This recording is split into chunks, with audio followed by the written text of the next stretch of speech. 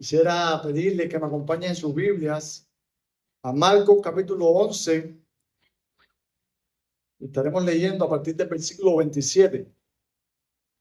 Marcos capítulo 11 a partir del verso 27. Marcos 11 del 27 en adelante. Es así la escritura. Volvieron entonces a Jerusalén y andando él por el templo, vinieron a él los principales sacerdotes, los escribas y los ancianos, y le dijeron: ¿con qué autoridad haces estas cosas? ¿Y quién te dio autoridad para hacer estas cosas? Jesús respondiendo les dijo: os haré yo también una pregunta. Respondedme y os diré con qué autoridad hago estas cosas. ¿El bautismo de Juan era del cielo o de los hombres? Respondedme.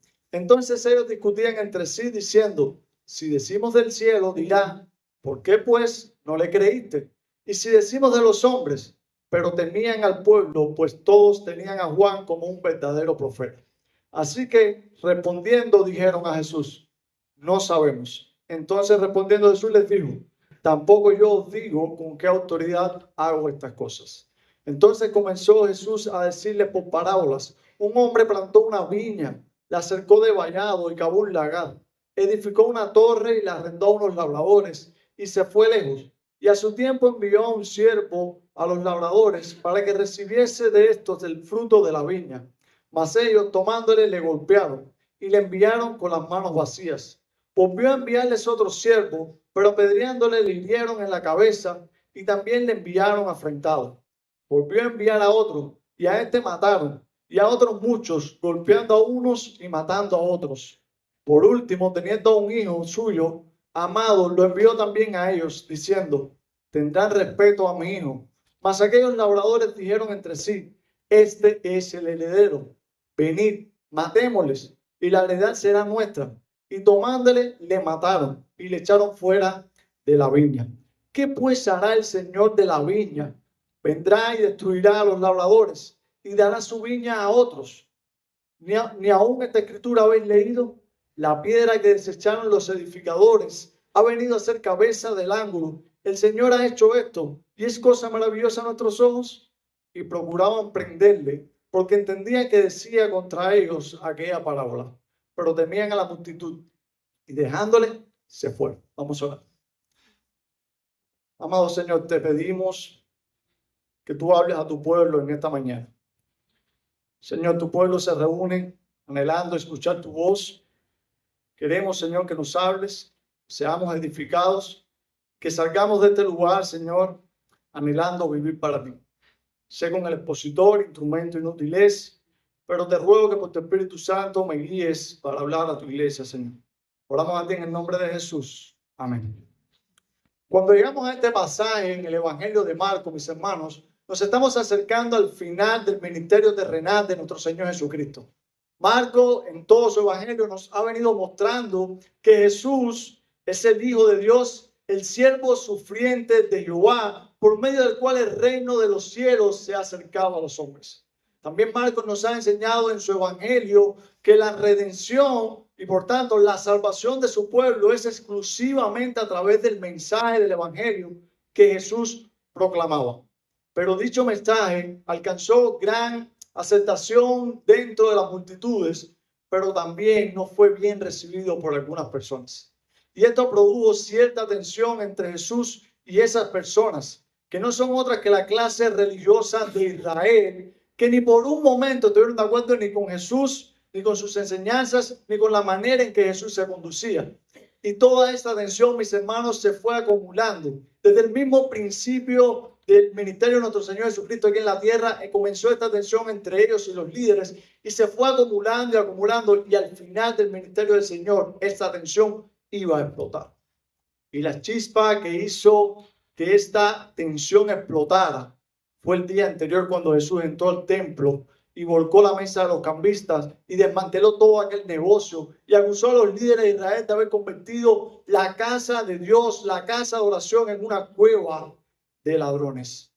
Mis hermanos, todo esto que provocó, dice Marcos en el capítulo 11, versículo 18, que los principales sacerdotes y los líderes de Israel querían que matar a Jesús. Esto fue lo que ellos quisieron hacer. Ellos querían eliminar a aquel a quien Dios había escogido para traer salvación a su pueblo. Ellos querían deshacerse de la persona de Jesús. Pero por el texto que acabamos de leer, nos vamos a dar cuenta de que eso no iba a ser posible.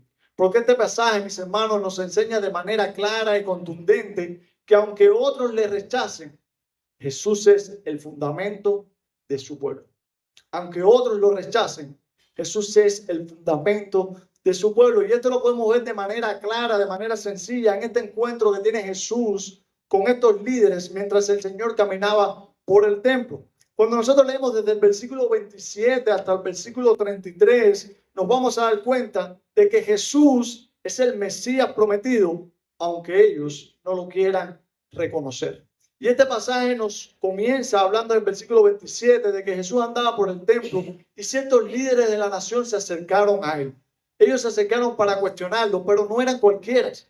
Estas personas eran dirigentes de la nación. Los principales sacerdotes eran las personas encargadas de guiar la adoración en el templo. Recuerden, estamos en la semana de la Pascua, en este pasaje, por supuesto.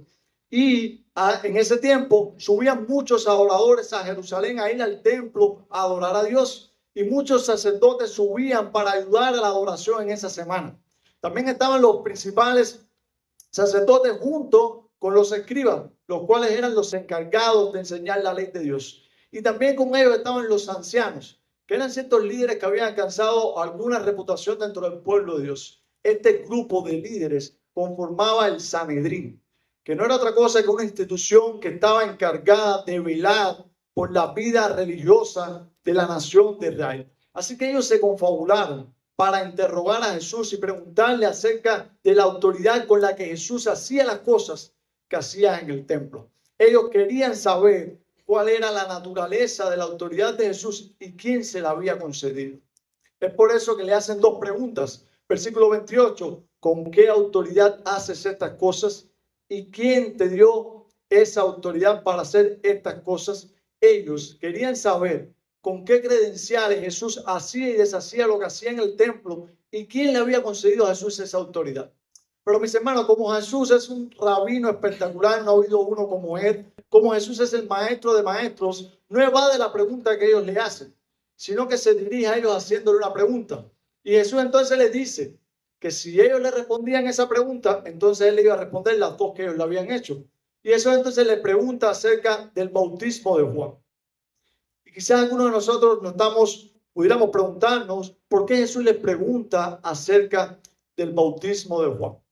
Y ellos cuando escuchan esta pregunta le dicen a Jesús, time out, danos un tiempo, vamos a reunirnos para saber qué podemos responderte. Y ellos comienzan a pensar y al final vuelven de nuevo donde está Jesús y le dicen, mira, versículo 33, no sabemos.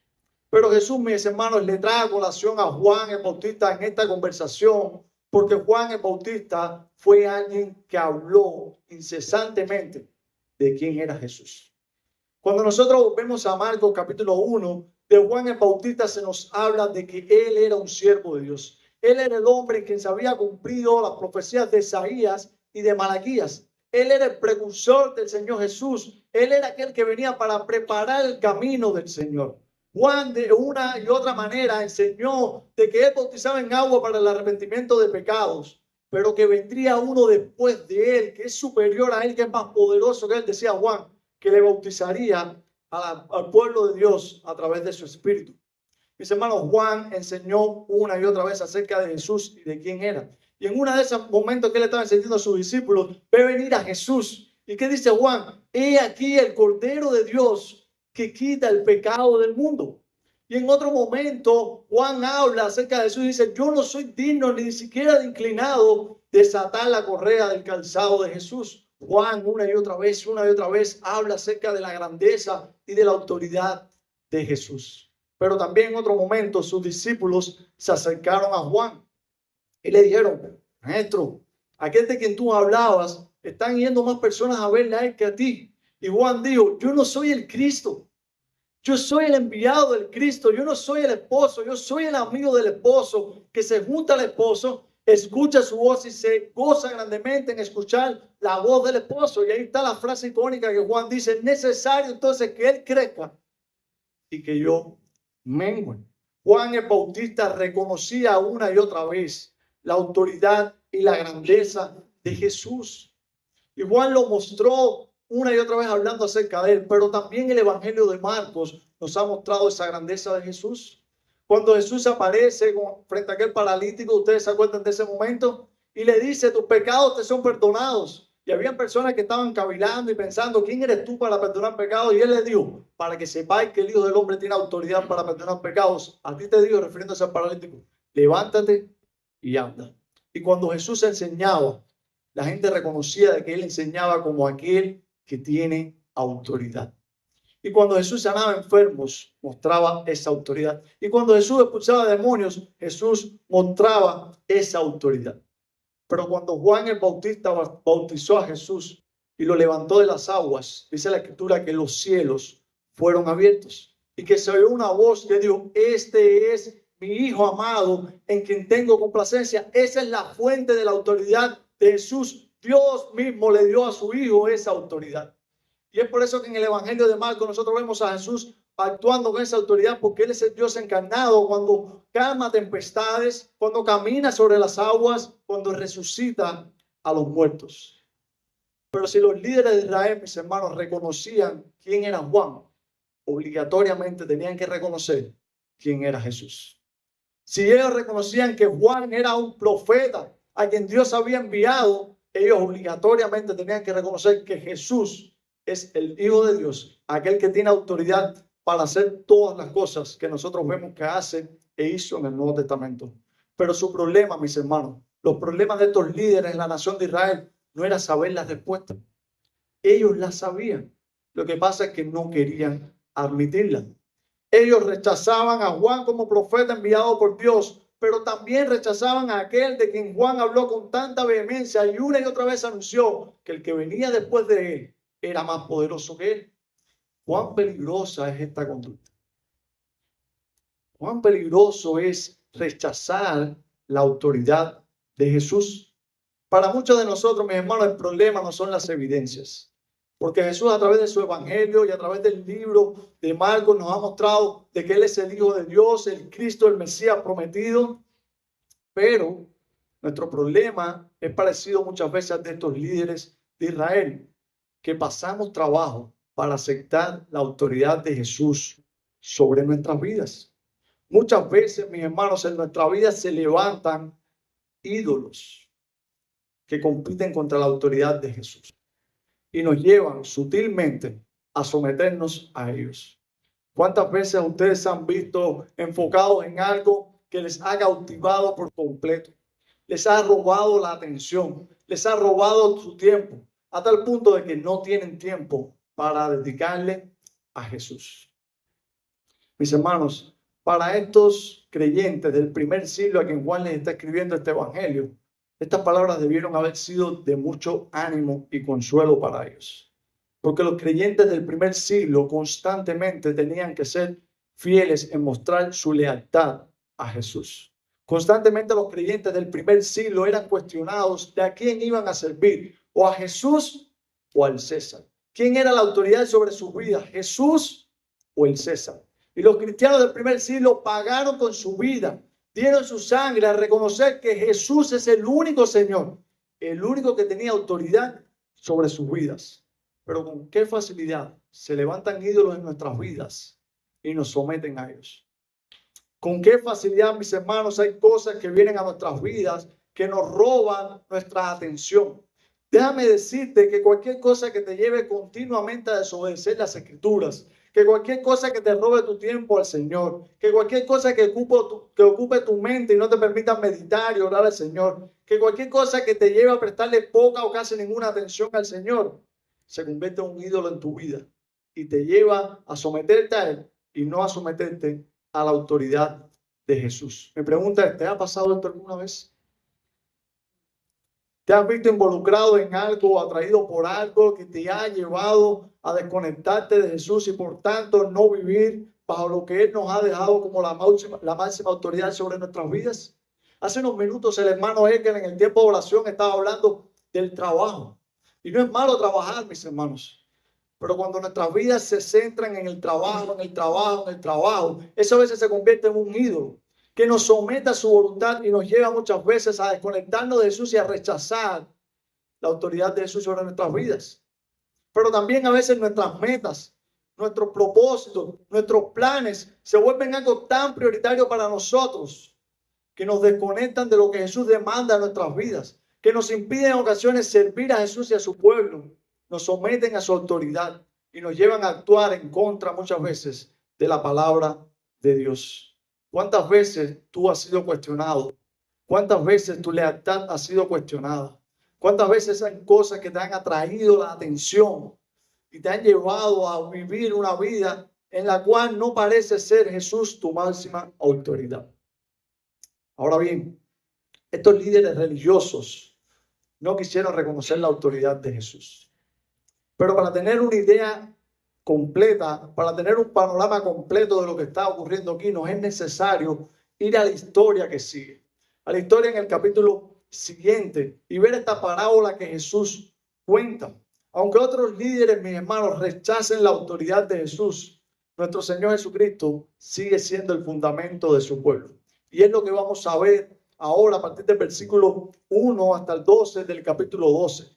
Aunque otros rechacen la autoridad de Jesús, Jesús es el fundamento de su pueblo porque Dios así lo ha planeado.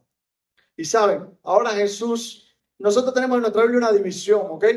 Pero esto es una historia consecutiva. Y ahora Jesús lo que va a hacer es contarle a ellos una historia acerca de algo que comúnmente ellos conocían.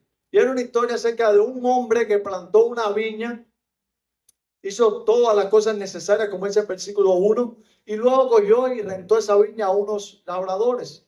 Se fue lejos y esos labradores a su debido tiempo debían darle del fruto de la viña. Pero es interesante, mis hermanos, porque en el versículo 1 de esta historia, Jesús da muchos detalles de lo que este hombre hizo por su viña. Y esto muestra el cuidado especial que este hombre tenía por la viña, a fin de que esta viña fuera fructuosa, diera todos los frutos posibles. Y la historia comienza a mostrarnos que llegado el tiempo, el dueño de la viña que estaba lejos, comienza a enviar siervos para que se le dé el fruto que le tocaba como dueño y señor de la viña. ¿Y qué pasó? Jesús nos comienza a contar que estos labradores comienzan a desechar a estos siervos. A unos comienzan a maltratarlos, a otros comienzan a apedrearlos y a otros los llegan a matar, como dice el versículo 5. Pero el dueño de la viña, ¿qué hace? Envía a su hijo, creyendo de que iban a tener respeto del hijo del dueño de la viña. Y ahora bien, ¿qué pasa con este hijo? Dice la historia que estos labradores que hicieron, lo mataron. Y de manera muy despectiva, ni siquiera lo sepultaron, lo lanzaron como si fuera un animal fuera de la viña. Lo interesante de esta parábola es lo que se nos dice en el versículo 12. ¿Y qué dice el versículo 12? Que los líderes de Israel entendieron esta parábola. Y esto es interesante porque anteriormente ellos no entendían las parábolas de Jesús, pero esta parábola la llegaron a entender. Y quizás la llegaron a entender porque esta parábola tiene mucha similitud con el pasaje de Isaías que se tuvo lectura hace unos minutos atrás. Esta parábola tiene una gran similitud con esas palabras de Isaías en el capítulo 5. Y creo que ellos llegaron a entenderla porque eran conocedores de la ley del Antiguo Testamento. Y mis hermanos, en el capítulo 5 de Isaías, ¿quién es el que planta la viña? Jehová. ¿Quién es el que cuida la viña? Jehová. ¿Quién es el que hace todo lo posible para que la viña produzca? Jehová. ¿Quién era la viña? Dice Isaías 5 que era su pueblo, el pueblo de Israel, que debía dar frutos para Dios. Y ahora, en esta parábola, ¿quién es el dueño de la viña? Dios. ¿Y qué estaba esperando Dios? Que estos labradores, que son los líderes judíos de la nación, dieran los frutos esperados. Y así como en el Antiguo Testamento Dios envió a sus siervos, que eran los profetas, una y otra vez, para que el pueblo de Israel diera los frutos deseados. De igual modo, mis hermanos, estos líderes de Israel debían dar esos frutos. Pero como los labradores malvados, ellos desecharon también al profeta de Dios, que en el versículo anterior vimos que ¿quién era? Juan el Bautista, quien era el profeta de Dios que anunciaba al Mesías. Y así como el pueblo de Dios rechazó a los profetas del Antiguo Testamento, los líderes ahora, que son estos labradores malvados, desechan el testimonio de Juan el Bautista acerca de Jesús. Pero ahora Dios les envía a su Hijo, a Jesús, a quien ellos debían respetar y a quien ellos debían someterse. Pero fíjense que en el versículo 6 de esta parábola se nos da un detalle de este Hijo. ¿Y qué se nos dice? Que este Hijo es amado por el dueño de la viña. Y esto hace eco, mis hermanos, de esos momentos puntuales en el que el Evangelio de Marcos se nos mostró que Jesús es el Hijo amado de Dios. ¿Recuerdan el bautismo? Cuando los cielos fueron abiertos y se dijo, este es mi Hijo amado en quien tengo complacencia. Y en el monte de la transfiguración en Marcos capítulo 9, cuando se dijo, este es mi Hijo amado, a él oí. Pero al igual que al hijo de la viña, que al hijo del heredero de la viña, ellos le iban a hacer a Jesús. Al igual que este Hijo amado, ellos también pidieron que Jesús fuera asesinado fuera de la ciudad de Jerusalén. Pero mis hermanos, no podemos pasar ciertos detalles por alto en esta parábola. Fíjense por un momento en los labradores. ¿Qué hicieron estos labradores? Comenzaron a mostrar maldad, pero su maldad fue en aumento. Fue cada vez mayor. Y llegó un punto en que llegaron a codiciar lo que no era suyo. Llegaron a codiciar una viña, en la viña en la que ellos trabajaban, y iban a hacer todo posible para quedarse con ella, al punto de que mataron al heredero de la viña. Mis hermanos, la codicia en una persona no solo muestra que esa persona es pecadora, también muestra que esa persona no está conforme con lo que Dios le ha dado. Cuando tú codicias, tú de una u otra forma estás mostrándole a Dios que tú no estás conforme con lo que Él te ha dado. Y estos labradores se les había dado trabajo, se les había dado sustento, se les pagaba un salario, pero ellos no estaban conformes, ellos querían quedarse con la viña. De igual modo pasaba con los líderes de Israel, ellos no podían resistir ver a las multitudes ir tras Jesús, siendo convencidos por las enseñanzas de nuestro Señor, siendo convencidos por la humildad y el buen trato de nuestro Señor hacia ellos. Pero también, mis hermanos, veamos unos detalles entre el Hijo y los siervos. Los siervos son muchos, el Hijo es uno solo. Los siervos son empleados, el Hijo es el heredero de la viña. Los siervos no se nos dice que sean amados, aunque yo creo que por la conducta del dueño de la viña, él les apreciaba, pero del Hijo se nos dice que él es el amado. Y este contraste entre los siervos y el Hijo nos lleva a ver que Jesús, quien es el Hijo de Dios, es extremadamente, infinitamente amado por el Padre. El Hijo, que es Jesús, mis hermanos, es aquel a quien el Padre ha dicho, yo estoy complacido. El Hijo, que es Jesús, es aquel de quien el Padre ha dicho, escúchenle. El Hijo es extremadamente amado por el Padre, mis hermanos. Jesús es el Hijo a quien el Padre ama y de quien el Padre ha dicho, yo le he dado toda autoridad en los cielos y en la tierra. Jesús es el amado del Padre. Por tanto, ¿qué pasará con aquellos que no lo reconozcan como tal? ¿Qué pasará con aquellos que rechazan continuamente a Jesús, que rechazan su autoridad? Versículo 9, está la respuesta. Vendrá, se está refiriendo al dueño de la viña, y destruirá a los labradores. Y esto es aterrador. Porque aquí la idea es muerte. Vendrá y dará muerte a los labradores de la viña. Pero el final de esta historia, mi hermano, no se centra en los labradores. El final de esta historia se centra en Cristo. Porque Cristo ahora en el versículo 10 cita un pasaje del Antiguo Testamento que hace alusión a Él como el Hijo. Y ahora Jesús cita el Salmo 118. Pero para que tengamos una idea de lo que Jesús está haciendo aquí, déjenme por un momento hablarles rápido de lo que trata el Salmo 118. En el Salmo 118 hay unos edificadores que también desecharon una piedra. Estos edificadores en el Salmo 118 son los líderes, las personas de eminencia, las personas importantes de las naciones que desechan a Israel, la denigran y tratan a la nación de Israel como algo perverso y malvado. Pero en el Salmo 118 se nos dice que es Dios quien toma a la nación de Israel, a esa piedra angular, y la hace la cabeza de las naciones. Es Dios quien toma a Israel, porque Israel no tiene ni el poder, ni la fuerza, ni el dominio para convertirse en la cabeza de las naciones. Pero es Dios quien lo hace y esto es lo maravilloso. Pero ahora, mis hermanos, este Salmo 118 dice Jesús que se ha cumplido en el Hijo amado del dueño de la viña. Es decir, en Él mismo, porque Él es el verdadero Israel de Dios. Jesús es la piedra angular que estaban rechazando los principales sacerdotes, los escribas y los ancianos cuando en el Calvario junto a la nación gritaron: crucifíquenle, crucifíquenle. Pero he aquí lo maravilloso, he aquí lo hermoso y lo extraordinario de las Escrituras.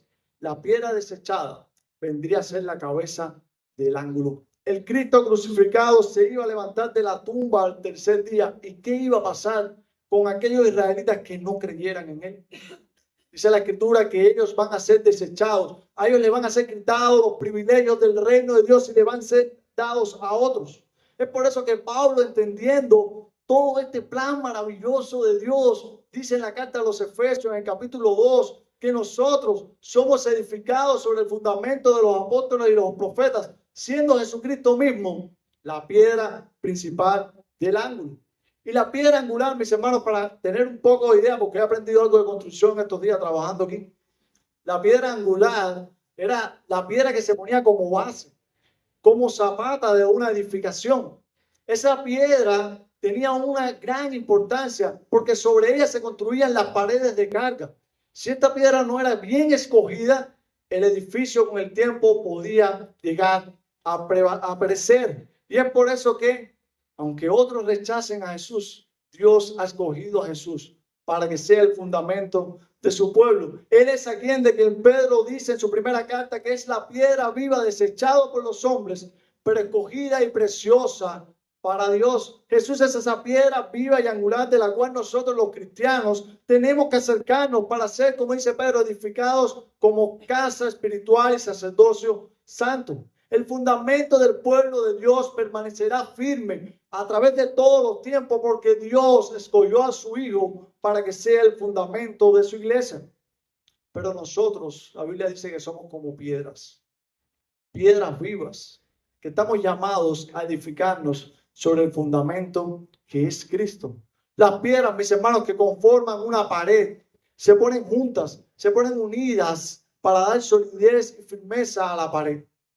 Cuando nosotros miramos nuestra iglesia y nos miramos a nosotros como esas piedras que conforman la iglesia, debemos entender que el llamado de toda la Escritura es que como iglesia permanezcamos unidos. Es nuestro deber como iglesia permanecer juntos. Mis hermanos, porque la iglesia a través de todos los tiempos ha sufrido embates de todo tipo, por movimientos políticos, por herejías, por falsas enseñanzas, aún por movimientos religiosos. Pero si nosotros permanecemos sobre el fundamento, unidos como piedras vivas, la iglesia va a continuar.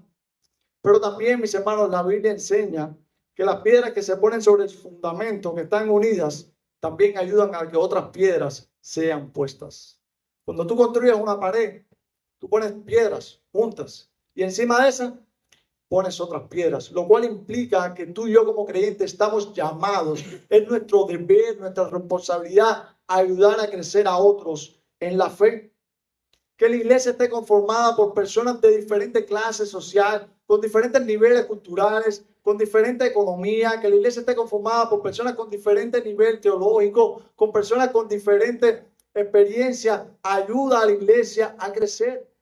¿Cuántos de nosotros nos somos edificados cuando escuchamos la experiencia de otros hermanos en la fe?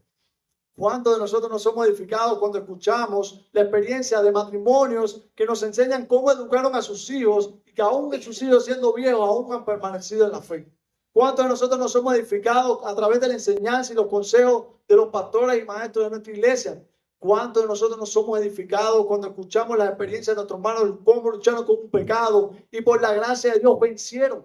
¿Cuántos de nosotros nos somos edificados cuando escuchamos a hermanos que llevan 30, 40 años, cómo Dios les ha ayudado a perseverar y a permanecer en el evangelio, a permanecer firmes en la fe? Si te percibes como alguien a quien Dios ha puesto dentro de su iglesia, sobre el fundamento que es Cristo, entonces tú estás llamado a buscar, por la gracia de Dios, ayudar a otros a ser edificados y a permanecer firmes en el Señor.